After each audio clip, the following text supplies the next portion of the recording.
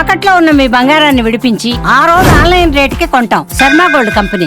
Antarctica పేరు వింటేనే గడ్డకట్టే చలి, అంతులేని మంచు కొండలు గుర్తుకొస్తాయి.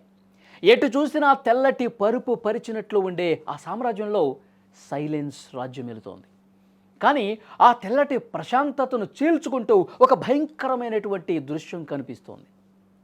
అక్కడ ఒక హిమనది నుంచి మంచు రక్తం కక్కుతోంది. అవును, మీరు వింటున్నది నిజమే. పాలలాంటి మంచు గోడల మధ్య నుండి చిక్కటి ఎర్రటి రంగులో ధారలు జాలువారుతుంటే అది చూసి ఎవరికైనా వెన్నులో వణుకు పుట్టాల్సిందే. ఇంతకీ ఆ తెల్లటి మంచులో రక్తం ఏంటి? అంటార్కిటికా మంచు గర్భంలో ఏదైనా భారీ గాయం జరిగిందా? అసలు ఈ ఎర్రటి ద్రవం ఎక్కడి నుంచి వస్తోంది? అది 1911వ సంవత్సరం. ప్రపంచం గడ్డకట్టే ఈ ఖండాన్ని అన్వేషిస్తున్నటువంటి సమయం. టేలర్ గ్లేసియర్ సమీపంలో శాస్త్రవేత్తలు మొదటిసారి ఈ వింతను చూసి ఆశ్చర్యపోయారు.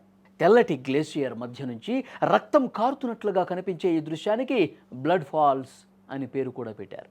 అప్పట్లో దీనిని చూసి ప్రకృతి వింతగానో లేక అరిష్టంగానో భావించేవాళ్ళు.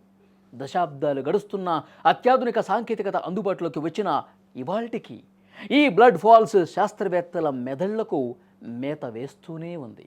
అసలు ప్రాణవాయువు కూడా సరిగ్గా అందని ఆ గడ్డకట్టే ఉష్ణోగ్రతల్లో నీరు ద్రవ రూపంలో ఎలా ప్రవహిస్తోంది? ఇది అంతు చిక్కని ప్రశ్నగా మిగిలిపోయింది. మనం పైకి చూస్తున్నటువంటి ఈ మంచు కింద ఒక భారీ రహస్యం దాగి ఉంది అని నమ్ముతారు. సుమారు 15 నుంచి 20 లక్షల సంవత్సరాల క్రితం భూమిపై జరిగిన భారీ మార్పుల వల్ల ఒక పురాతన సరస్సు మంచు పొరల కింద చిక్కుకుపోయింది. సూర్యకాంతి సోకని, గాలి చొరబడని ఒక చీకటి ప్రపంచం అక్కడ ఉంది.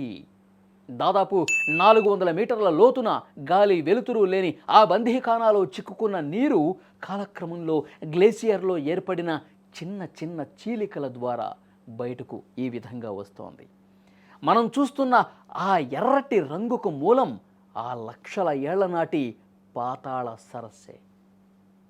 చాలామంది ఈ దృశ్యాన్ని చూసి అది రక్తమని భయపడతారు. కానీ దీని వెనుక అద్భుతమైనటువంటి సైన్స్ దాగుంది.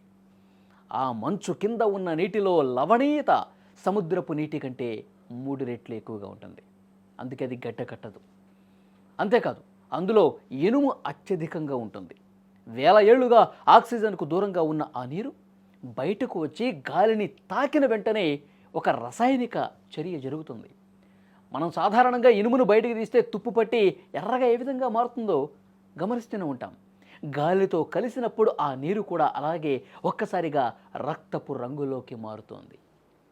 అదే మనకు బ్లడ్ ఫాల్స్లా కనిపిస్తోంది.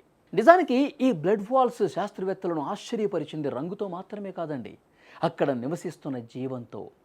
ఆక్సిజన్ లేదు, వెలుతురు లేదు, విపరీతమైన ఉప్పు నీరు. ఇలాంటి నరకప్రాయమైనటువంటి పరిస్థితుల్లో కూడా కొన్ని సూక్ష్మజీవులు అక్కడ జీవిస్తున్నాయి. అవి సూర్యకాంతి లేకుండా ఇనుము మరియు సల్ఫర్ ఆహారంగా తీసుకుంటూ శక్తిని పొందుతున్నాయి. భూమి మీద జీవం పుట్టడానికి సూర్యరశ్మి ఒక్కటే మార్గం కాదని, అసలు ఊహించని పరిస్థితుల్లో కూడా ప్రాణం నిలబడుతుంది అనడానికి ఈ బ్లడ్ ఫాల్స్ ఒక ఉదాహరణగా నిలుస్తూ ఉన్నాయి. బ్లడ్ ఫాల్స్ కేవలం భూమి మీద ఉన్న ఒక వింత మాత్రమే కాదు, ఇది అంతరిక్ష పరిశోధనలకు ఒక కొత్త తలుపు తెరిచింది. మంగళగ్రహం పైన లేదా గురుగ్రహ చంద్రుడు యూరోపా పైన కూడా ఇలాంటి మంచు పొరల కిందే నీరు ఉండొచ్చని భావిస్తూ ఉన్నారు. అక్కడ కూడా ఇలాంటి సూక్ష్మజీవులు ఉండే అవకాశం ఉందని బ్లడ్ ఫాల్స్ ఉదాహరణ చాలా బలంగా చెప్తోంది. అంటార్కిటికా మంచు గర్భం నుంచి జాలుబారుతున్న ఈ ఎర్రటి ధారలు మన భూమి గురించి, మన విశ్వం గురించి ఇంకా మనం తెలుసుకోవాల్సింది ఎంతో ఉందని చాలా స్పష్టంగా రుజువు చేస్తూ ఉన్నాయి.